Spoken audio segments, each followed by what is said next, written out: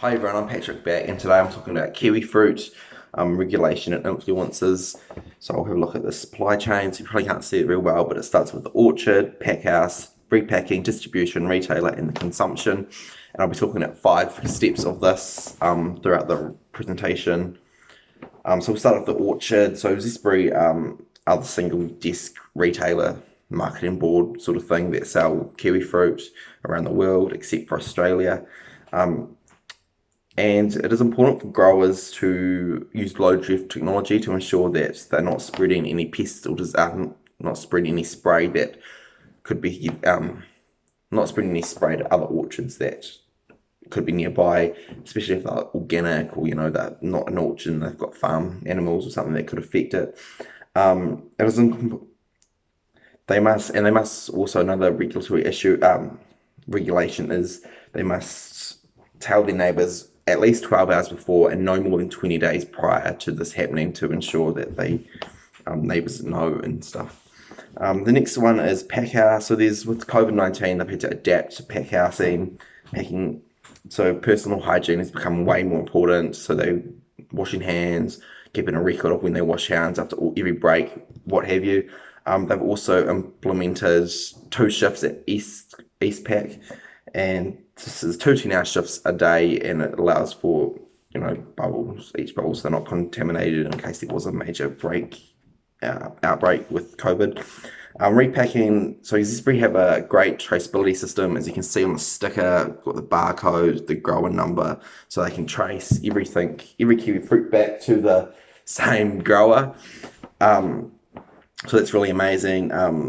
So they have a good food system in place, which ensures every kiwi fruit, essentially, they know where it's from and it's up to a high standard. So in 2016, there was a bit of an issue with fruit being exported to China with small amounts of rot. So they then with a fungus in it. So because of this, they started repacking the crop before exporting and checking it and make sure there's the best quality fruit that had been sent out. So this effectively stopped the rot or the fungus becoming on the fruit, and then when they got to China, they were perfectly good quality. It did cost a lot, but of course, regulation, it still means they're going to get good fruit to the market. Distribution, this is probably one of the most important things. So kiwi fruit is shipped rail, air, sea, what have you, many ways.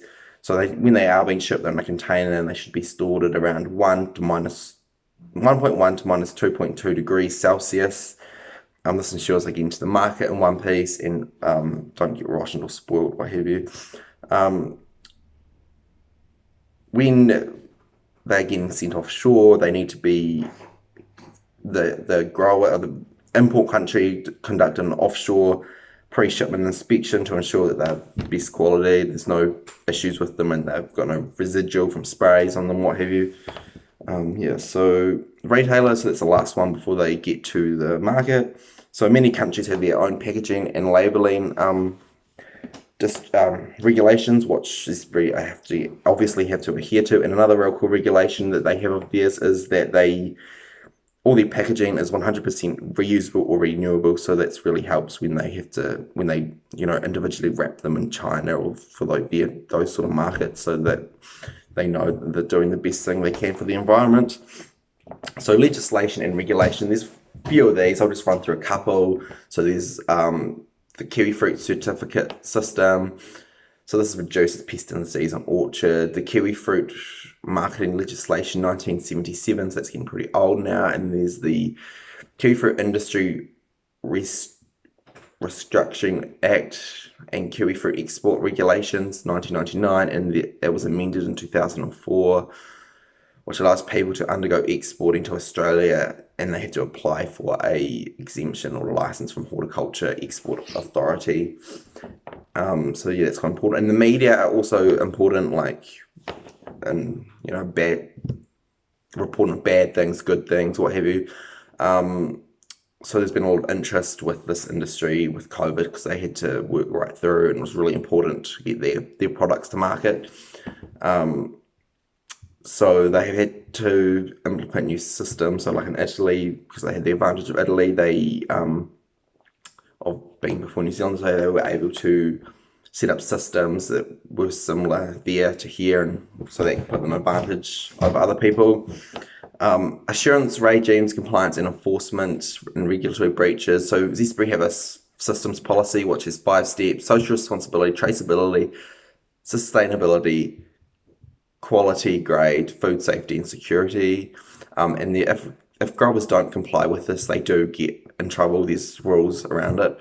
An example is this is when someone was selling Zespri Sun Gold to China, who was a Chinese born, a Chinese national, had orchards in the Bay of Plenty and was selling it to China. So they Zespri found out about this. They ordered them, went through the courts and what have you. They ordered them. He was ordered to pay $15 million in compensation for what happened, and they managed to track down all the fruit that was sold.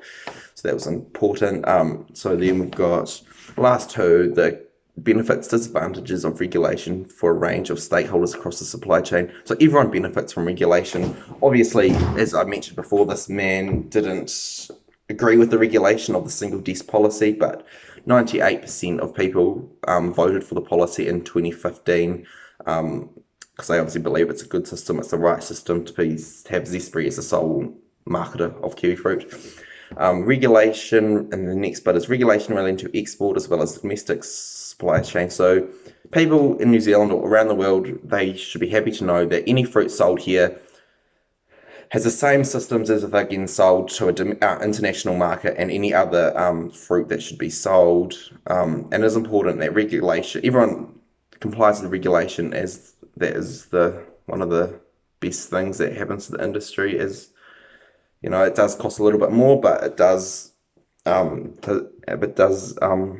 important for them to be selling a safe and suitable product.